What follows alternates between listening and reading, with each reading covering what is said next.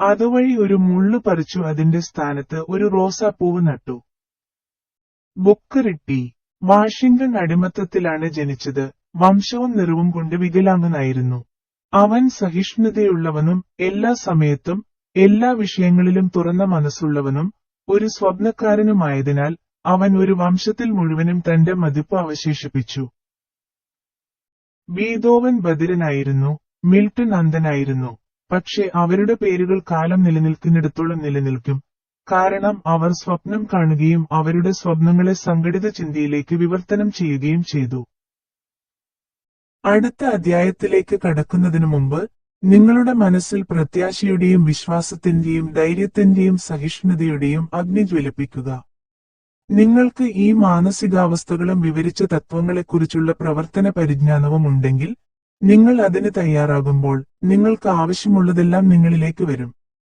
ഈ വാക്കുകളിലെ ചിന്ത എമേഴ്സൺ പ്രസ്താവിക്കട്ടെ, എല്ലാ പഴഞ്ചൊല്ലുകളും എല്ലാ പുസ്തകങ്ങളും സഹായത്തിനും ആശ്വാസത്തിനുമായി നിങ്ങളുടേതായ എല്ലാ പഴഞ്ചൊല്ലുകളും തീർച്ചയായും തുറന്നതോ വളഞ്ഞതോ ആയ വഴികളിലൂടെ വീട്ടിലെത്തും. നിന്റെ അസാമാന്യമായ ഇഷ്ടമല്ല, എന്നാൽ നിന്നിലെ വലിയതും ആർദ്രവുമായ ആത്മാവ് ആഗ്രഹിക്കുന്ന ഏതൊരു സുഹൃത്തും നിങ്ങളെ അവന്റെ ആലിംഗനത്തിൽ പൂട്ടും. ഒരു കാര്യത്തിനായി ആഗ്രഹിക്കുകയും അത് സ്വീകരിക്കാൻ തയ്യാറാവുകയും ചെയ്യുന്നത് തമ്മിൽ വ്യത്യാസമുണ്ട്. തനിക്ക് അത് സ്വന്തമാക്കാൻ കഴിയുമെന്ന് വിശ്വസിക്കുന്നതുവരെ ആരും ഒരു കാര്യത്തിന് തയ്യാറല്ല. മനസ്സിന്റെ അവസ്ഥ വിശ്വാസമായിരിക്കണം, വെറും പ്രതീക്ഷയോ ആഗ്രഹമോ അല്ല. തുറന്ന മനസ്സ് വിശ്വാസത്തിന് അത്യന്താപേക്ഷിതമാണ്. അടഞ്ഞ മനസ്സുകൾ വിശ്വാസവും ധൈര്യവും വിശ്വാസവും പ്രചോദിപ്പിക്കുന്നില്ല.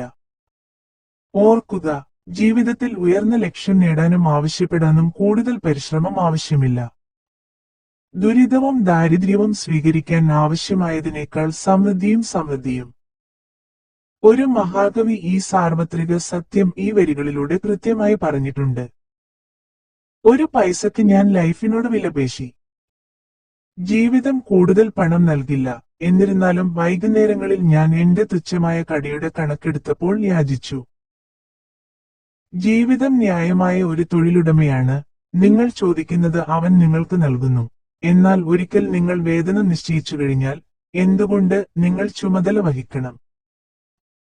ഞാൻ ഒരു കൂലിപ്പണിക്ക് ജോലി ചെയ്തു, പഠിക്കാൻ മാത്രം. നിരാശനായി. ജീവിതത്തോട് ഞാൻ ചോദിച്ച ഏത് കൂലിയും ജീവിതം മനസ്സോടെ നൽകുമായിരുന്നു.